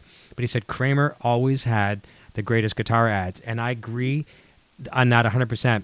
Weren't those ads the coolest over the years? Yeah, we really did have some incredible ads, really different, and like I said, one of the ones that stick in my mind that's so great was the one that with John McEnroe. Yes, and that whole thing, and then the other one that actually I don't know if I have a copy of that, but the one with all the bands. Okay, remember that one? It was like 20 or 25 guys. Yes. And we got them all together in one room. That was amazing that we did that. I don't know where the heck was it, at a trade show we did that or whatever, but I couldn't believe we got all those people in one room at one time. It was unbelievable. And it was like 20 or 25 or whatever it was, people. That's hard to orchestrate, all those schedules, it was. Tours it was and, really... and recording sessions and all that kind of stuff. Oh yeah, it was unreal. But you probably know more about Eddie right now than even I do. How's Eddie doing? I mean, is he? Do you know? I mean, hear anything about Eddie? How he's doing? Or I don't speak to him personally, but I do know that I know this for a fact that he is aware of the show. He's in a very, very good place, physically, mentally. He's healthy right now, and he has good people around him. Obviously, family, and I'm not sure who else, but I know family, as we just talked about, has really put him on the right path. I think some of his guitar playing. I mean, I haven't heard really much of his stuff since 2015, since the last tours, but he was on fire. Smiling. I took some great photos. I was shooting some photos for Live Nation when they played their last tour, and I got to see them in Toronto. And I was, as far as from me to the webcam away to Eddie, and he was smiling the whole time, and the best physical shape, the best mental shape. So I think he's doing great. I don't. I'm one of these guys right now. I don't want to burst anyone's bubble. I think the band has retired. They've rightfully earned that. If they surprise us and to come out and do some kind of a special package with music and maybe a tour, that'd be great. But in my opinion, the band just can't win right now in the press, because if they're going to do it, they're not going to do it with Sammy Hagar. They're going to do it with David Lee Roth. And I love Dave. Dave is, well, Dave's Dave, but he's you can say that again. Yeah, Dave is. I know. I can only imagine. I've heard some crazy Kramer stories too about Eddie and Valerie back in the day. It's like either Dave or me kind of thing. But we won't even go into that one today. But I just don't think they can win in the press. So if Van Halen's decided that it's we've had a run, they've earned it. But I guess to answer your question, Eddie's doing good, and who knows, maybe we'll get all of you guys in the room and Eddie in the room one of these days as well too. I'm sure he'd love to say hi again. That would be unreal. Wouldn't that be cool? Yeah. That'd be good. Yeah. Well, listen, I am going to once again thank you from the bottom of my heart. You really made. We're only in March right now. You guys, you and Henry and Gary have made my year and made a lot of people watching the show. I don't even want to begin to thank you, but I know this is just a new chapter. Here again, we're talking about a book. We're not talking about a half of a book, whatever. We're talking about another page, and I'm just happy to be a page in the chapter of your book of life. So thank you so very much. Well, thank you so much, Eric. It's been a real pleasure. Like I said, I hope some people got some nice feeling about the stories. I'm fairly certain. I'm fairly certain by all the comments here tonight. So we'll stay in touch for sure. I'll have you back at a later time. I'm going to get Henry back again to do some more some of his great storytelling sessions, and I'm anxious for you guys to hook up. It looks like you and Aljon and possibly Henry are going to do some talking as well too. Just kind of have some coffees and discussion. It's pretty cool.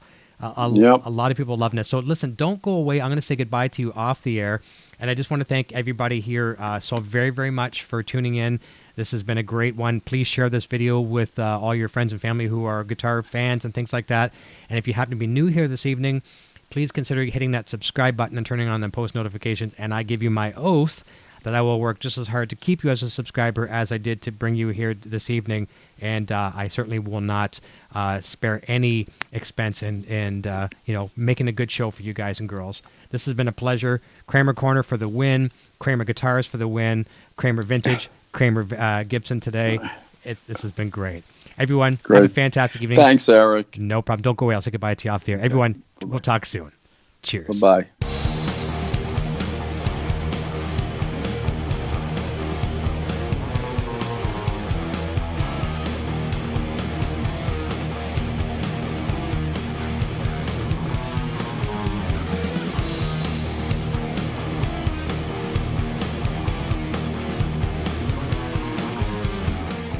Hey everyone, thank you so much for watching, and don't forget to check out our full lineup of Kramer Korner merchandise available for purchase right now at broadstash.com.